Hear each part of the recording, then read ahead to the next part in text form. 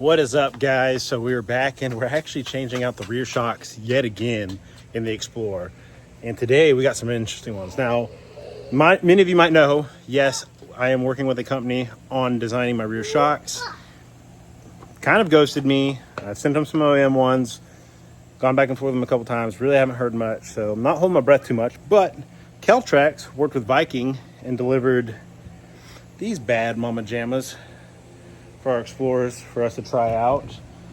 So when you get them, they're gonna come like this, right? I'm gonna flip it around. I'm gonna show you all the hardware that's included with these. This is a really straight, easy install. I got the Explorer jacked up. I got my crazy 3-year-old out here.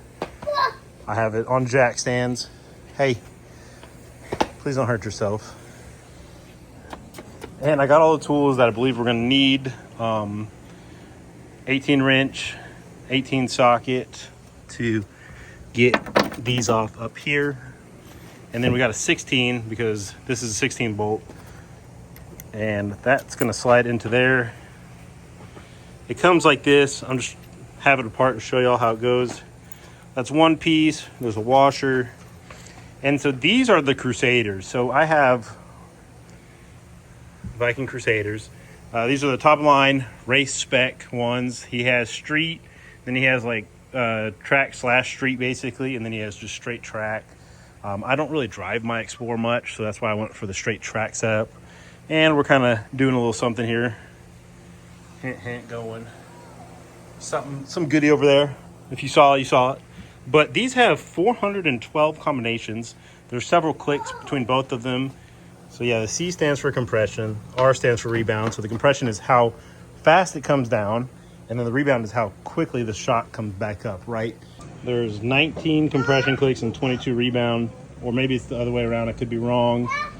But there's just several different clicks you can go with these. Again, I got them on the all the way narrow setting. All right, guys, and I'm being a little bit lazy here. So when I originally put on my PIUs, I took apart my OEMs to take off the top hats. So I still had these sitting around.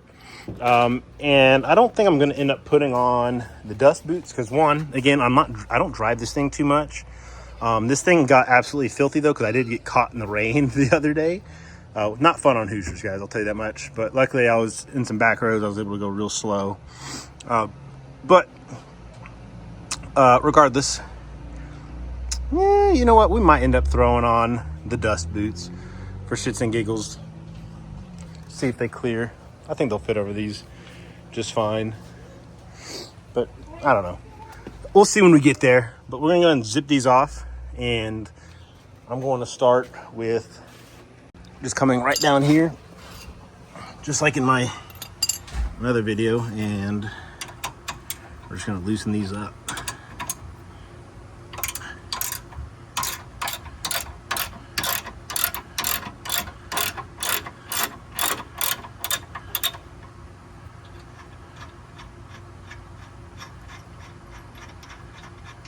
And then we're going to zip those two top ones off up here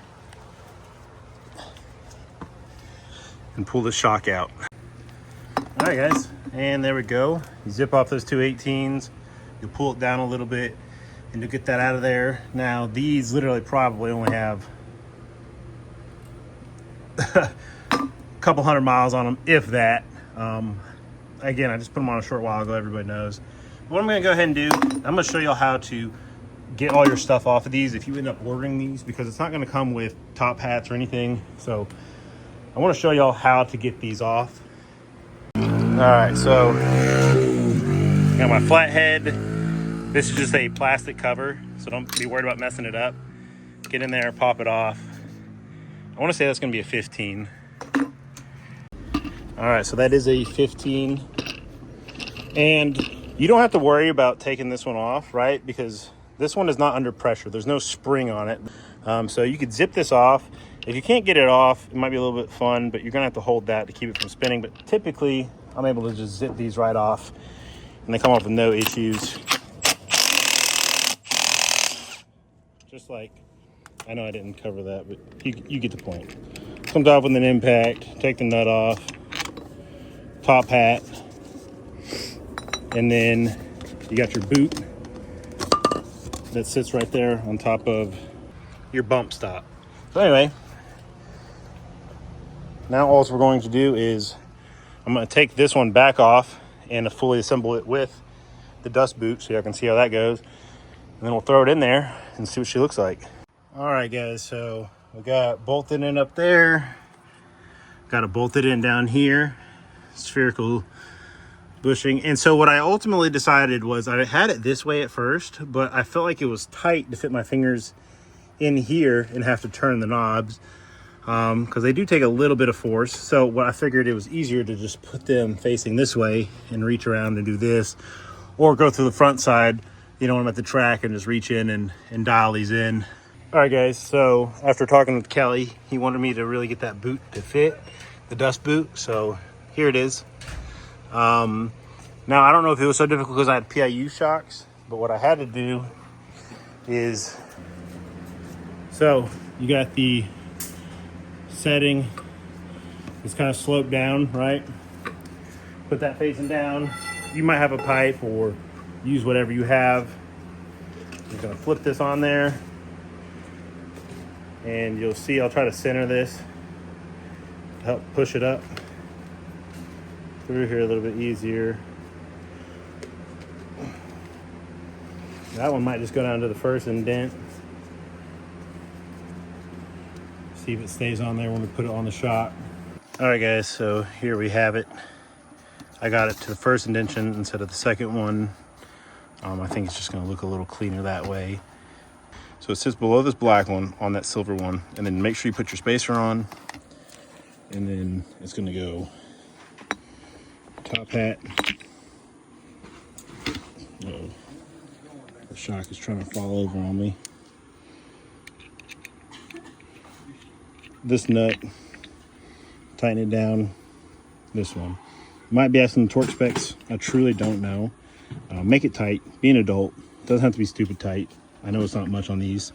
And then you have the locking nut on top. We are going to the track tomorrow to try these out, and also test out the new HSF intake, because I have not got to go to the track with my new intake yet because it was actually closed, for a summer break for about a couple weeks. So I'm pretty excited to go Friday night, try these out tomorrow night, and see how they do. Anyway, guys, I'm gonna slap on the other side, slap on the wheels, and put it back on the ground. All right, guys, so he sent us the sheet. Here it is, because he does custom valve these Vikings. They're not just off-the-shelf Vikings. And you can see that he has street, roll racing, dig racing on the street, and then like a prep track, and then, you know, you can kind of dial it in from there. So what I'm going to do is I'm going to just jump straight to track settings, because we're just driving this thing straight to the track. But actually what I'm going to do is I'm going to do street dig racing. I'm going to drive to the track on the street dig racing, and then I'll dial it in. So I'm going to go 3 on the compression, and I'm going to go 9 on the rebound. So it'll come right over here, and we have C for compression. So we're going to go 1, 2, 3, 1, 2, 3, 4, 5, 6, 7, 8, 9. So this is kind of a street drag setup for like dig racing. And when I get to the track tomorrow, I'll turn this up to 6. So we're gonna see how they feel. I'll probably take them on a little cruise tonight. What's up, dude?